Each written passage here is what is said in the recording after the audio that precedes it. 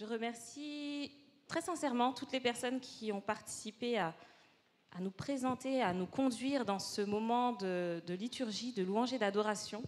J'ai vraiment été portée. J'ai été portée par le message adventiste, puisque nous savons que les adventistes, ce sont ceux qui attendent le retour de Jésus, qui espèrent au retour de Jésus et qui se préparent pour ce retour.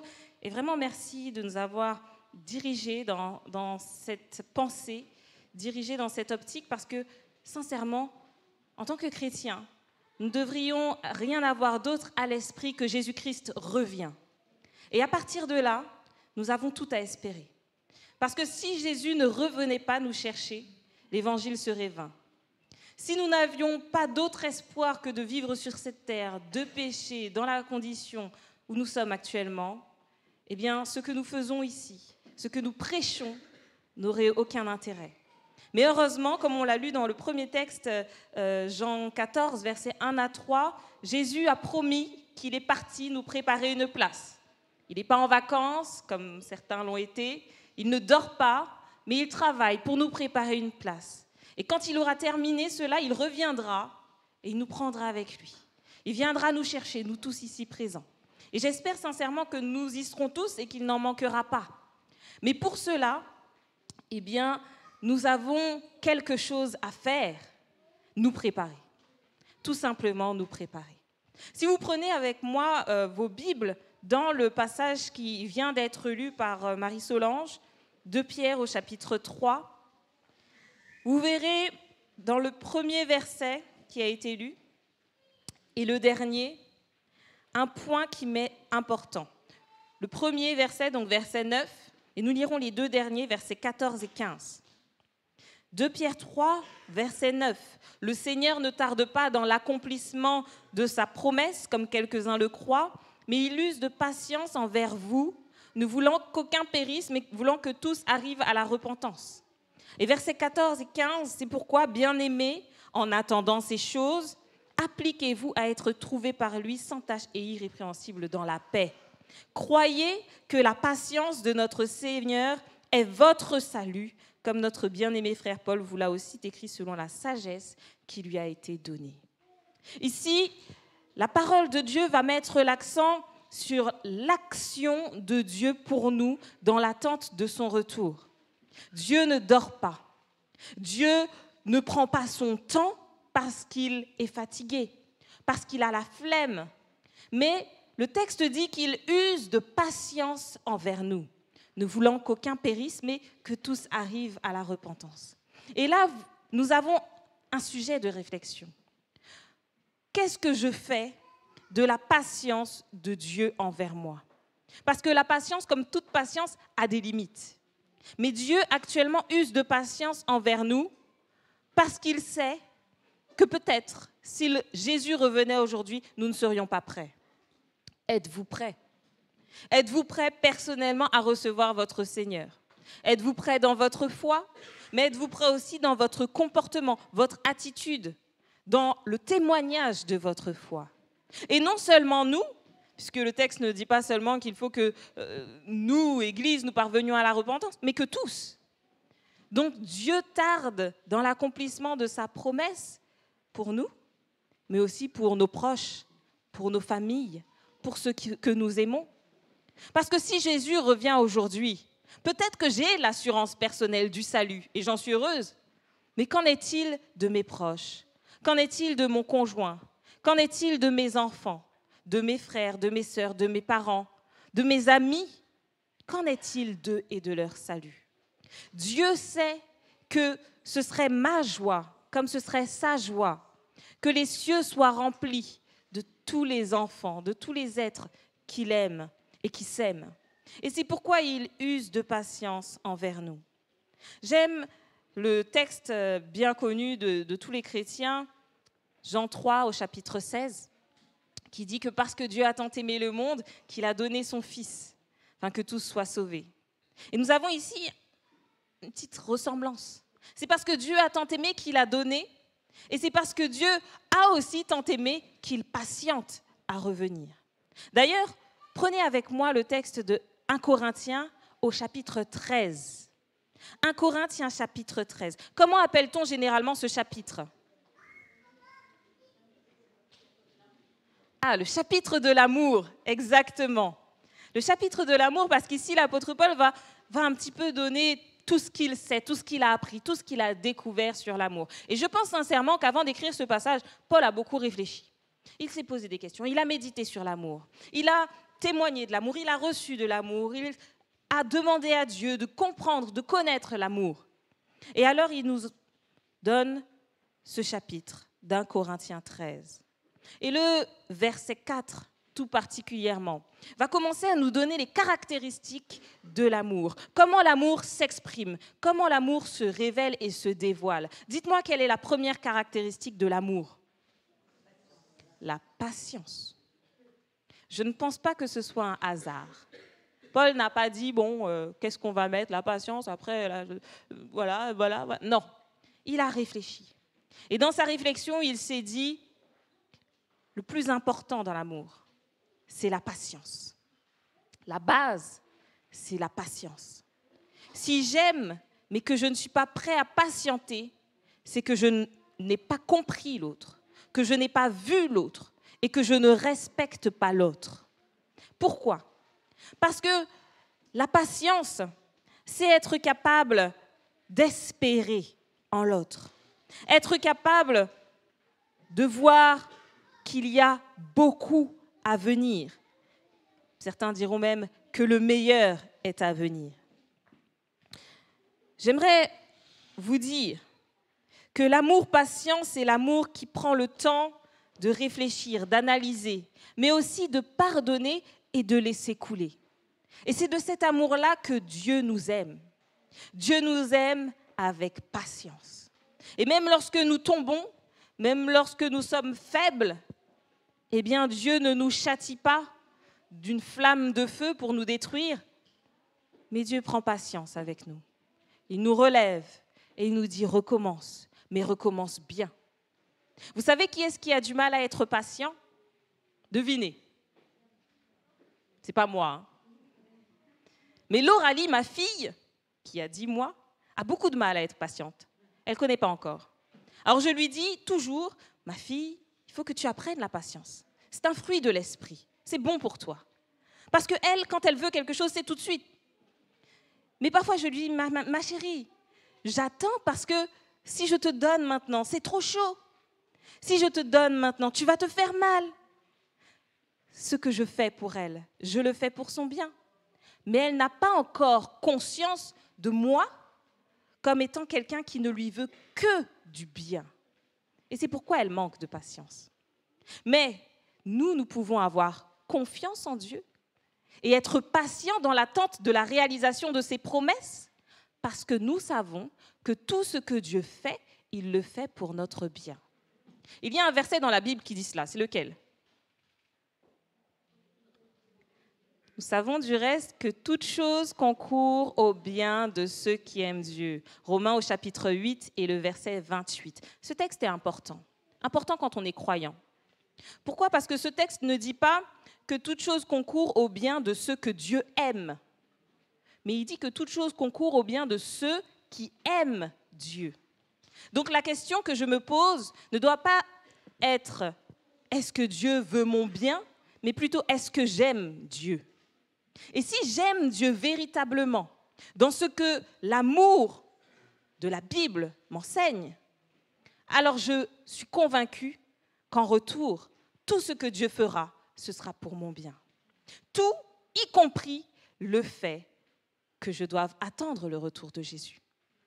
J'aimerais certainement que Jésus revienne maintenant pour être libéré d'un certain nombre de choses. Peut-être est-ce les difficultés financières, peut-être est-ce la maladie, peut-être est-ce la tristesse d'un deuil, peut-être est-ce des difficultés avec des personnes qui me veulent du mal.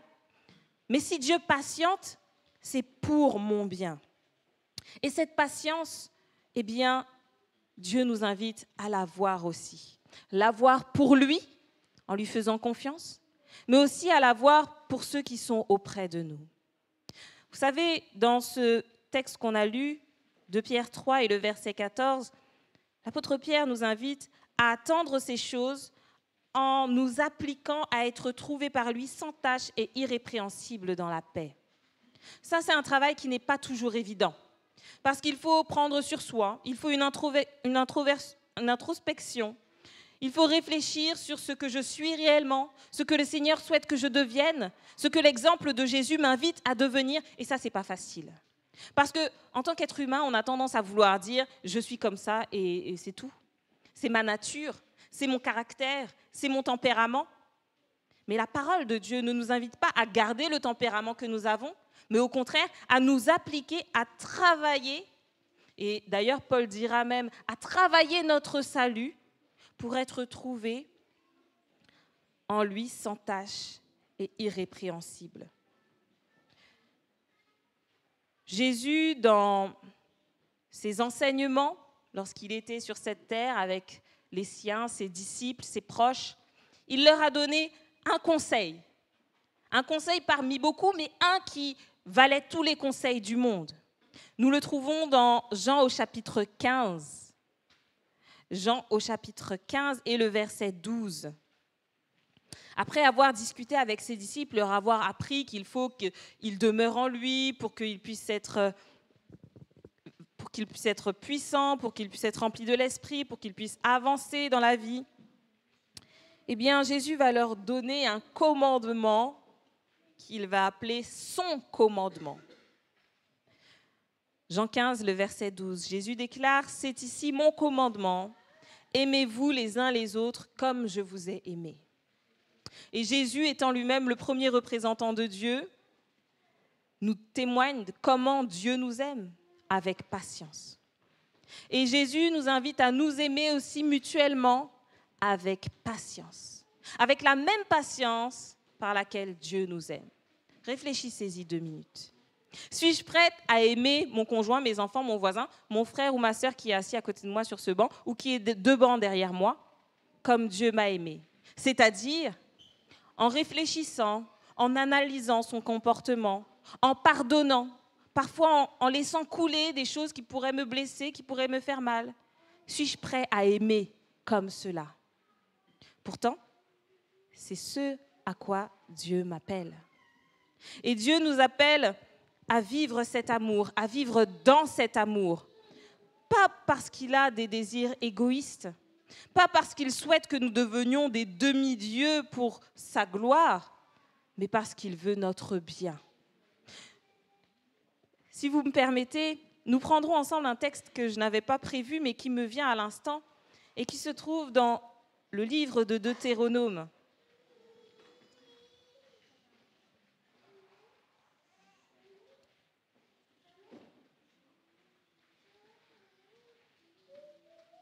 Deutéronome au chapitre 5. C'est le chapitre où les lois des 10 commandements vont être rappelées au peuple. Et à la fin de ce rappel, nous lisons au verset 29 le cri de Dieu pour l'humanité. Son cri, c'est lorsque l'Éternel dit « Oh, s'ils avaient toujours ce même cœur pour me craindre et pour observer tous mes commandements, afin qu'ils fussent heureux à jamais, eux et leurs enfants. » Voilà le cri du Seigneur. Et je n'en ai pas vu beaucoup des cris comme ça de Dieu, où il espère que son peuple puisse observer ses lois et ses commandements, pas pour lui, mais pour nous, pour que nous soyons heureux. Et lorsque Jésus dit « Aimez-vous les uns les autres comme je vous ai aimés », c'est-à-dire avec patience et bonté, ce n'est pas pour lui, mais c'est pour nous. Pour que nous puissions enfin vivre dans la liberté, pour que nous puissions enfin vivre dans l'espérance et dans la joie. L'amour de Dieu est patient. Et cette patience, nous pouvons la revêtir dans nos liens avec autrui, avec notre prochain.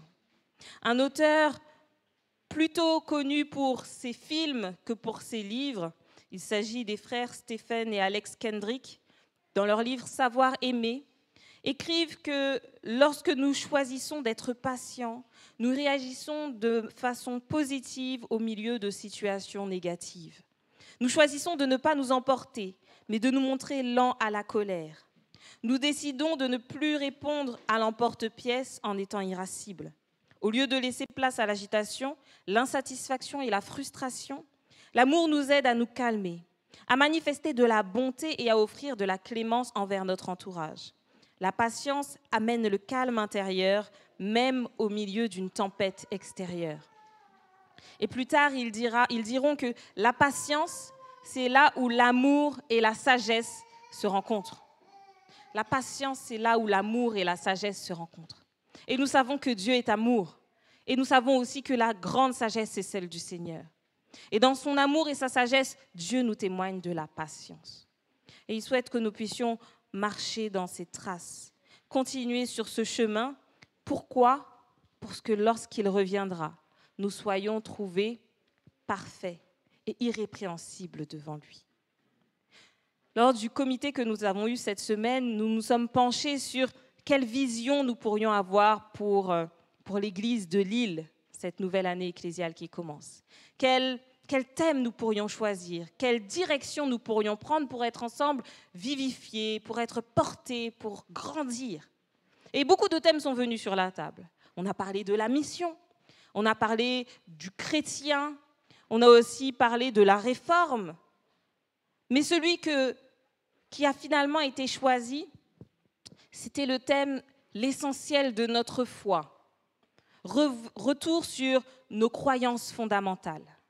Et la grande croyance de l'Église adventiste, c'est le retour de Jésus. Jésus revient et il revient bientôt.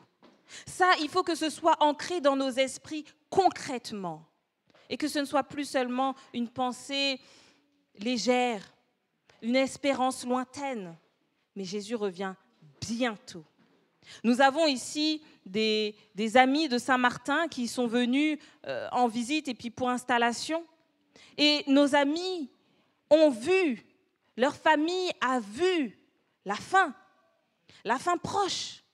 Dieu merci, ils ont été pour beaucoup épargnés. Mais nous aussi, nous pouvons voir notre fin proche, à n'importe quel moment. À n'importe quel moment. Et alors, nous devons maintenant choisir, non plus de nous préparer, mais d'être prêts pour le retour de Jésus. Le Seigneur vient, les amis. Et le meilleur témoignage que nous pourrons rendre à ce sujet, c'est que nous menions une vie en accord et en adéquation avec sa parole, avec son message, avec son amour. Le retour du Seigneur, l'objectif de notre existence, le but de nos rencontres, de nos réunions, qui sont des réunions d'exhortation et d'édification, ne doit jamais nous quitter et ne doit jamais quitter notre esprit. Le commandement du Seigneur est simple et il est clair. Aimez-vous les uns les autres comme je vous ai aimés. C'est ainsi que nous pourrons être prêts au retour de Jésus. Toujours dans les derniers livres de notre Bible, nous voyons cet appel. Comment peux-tu dire que tu aimes Dieu que tu ne vois pas si tu n'aimes pas ton frère que tu vois? L'amour fraternel, c'est le plus grand témoignage que nous pourrons rendre à Dieu et aux hommes. Je sais que dans l'Église, on a tendance à dire que tout le monde s'aime. Et c'est plus ou moins vrai. Parce que souvent, on n'a pas de problème. En tout cas, on essaye de ne pas avoir de problème les uns avec les autres. Mais ce n'est pas là l'amour que Jésus a témoigné. En tout cas, ce n'est pas l'amour qu'il me témoigne. L'amour que Dieu a pour moi, ce n'est pas de me dire « Dominique, je n'ai pas de problème avec toi, donc continue ton chemin ». Mais l'amour que Dieu me témoigne, c'est « Dominique, viens ». Viens auprès de moi, viens sous mon aile, viens sous ma protection. De quoi as-tu besoin? Parle-moi, entre en relation avec moi, fais-moi connaître tes désirs, tes espérances. Laisse-moi participer avec toi à ton cheminement. Ça, c'est la relation que Dieu a avec moi. Ça, c'est la relation que Dieu veut que nous ayons tous les uns avec les autres. Pas juste « bonjour, bon sabbat, comment vas-tu ?» et on écoute à peine la réponse. Mais Dieu veut vraiment que nous puissions vivre l'amour. L'amour. C'est un vrai sentiment, c'est une vraie réaction, c'est une attitude et un comportement que le chrétien doit avoir aujourd'hui. Un chrétien aimant n'a rien à dire. Il n'a pas à aller dans la rue pour proclamer le retour de Jésus, puisque sa personne est déjà une proclamation du retour de Jésus. Mes amis, le Seigneur Jésus revient bientôt et nous pouvons être prêts, je le sais. Parce que si Dieu tarde dans l'accomplissement de cette promesse à revenir, c'est parce qu'il sait que nous pouvons arriver à être ce qu'il attend de nous. Sinon, il n'attendrait pas. S'il savait que de toute façon, on ne serait jamais de bons chrétiens, il serait déjà revenu. Mais il sait que nous pouvons devenir ce qu'il espère de nous. Alors mettons-nous à la tâche et ne le faisons plus attendre. Décidons maintenant de mettre Dieu au centre de notre vision, de mettre ses commandements au plus profond de notre cœur, de les graver en nous, de laisser Dieu les graver en nous pour qu'ils puissent s'accomplir et que nous puissions vivre par le Seigneur. Jésus donne un commandement nouveau, Jean 15, verset 12, « Aimez-vous les uns les autres comme je vous ai aimés. » Il est sûr que lui qui a donné sa vie pour nous met la barre très haut, mais je vous propose de commencer déjà par nous témoigner les uns les autres de la patience. Et aussi, en étant patient avec le Seigneur, en ayant foi qu'il accomplira les promesses qu'il nous a données. L'appel d'aujourd'hui, c'est de nous aimer les uns les autres en mettant de côté le moi, ma volonté, mon orgueil peut-être, et de comprendre qu'il y a beaucoup plus de bonheur à donner qu'à recevoir. Et que de toute façon, ma récompense, la vraie, je la goûterai lorsque je serai au ciel. L'amour qui se manifeste entre les hommes, Dieu souhaite aussi que nous le lui témoignons en lui faisant confiance, en ne doutant pas qu'il revient, en ne doutant pas que tout ce qu'il fait, c'est pour notre bien, en ne doutant pas que lorsqu'il nous laisse patienter, eh bien, il nous donne aussi la force pour patienter. L'amour, comme le dit 1 Corinthiens 13, le verset 4, il est patient et il est plein de bonté. Il n'y a pas d'autre message pour notre bonheur que de comprendre que Dieu est amour, qu'il est patient, plein de bonté envers nous et plein d'espérance envers nous. Une phrase que j'aime me dire, c'est que Dieu a foi en nous. Il a foi en vous et il a foi en moi. Il croit que je peux y arriver et il croit que vous pouvez y arriver. Il n'est pas trop dur d'aimer son prochain pour peu que l'on laisse Dieu agir dans ma vie. Et alors, et seulement alors, nous pourrons être de vrais témoins du Christ à l'intérieur comme à l'extérieur. Exerçons notre foi en prenant soin les uns les autres. Et comme le dit Éphésiens 4, le verset 2, en nous supportant réciproquement en toute humilité et douceur et avec patience, car c'est là la clé de l'amour.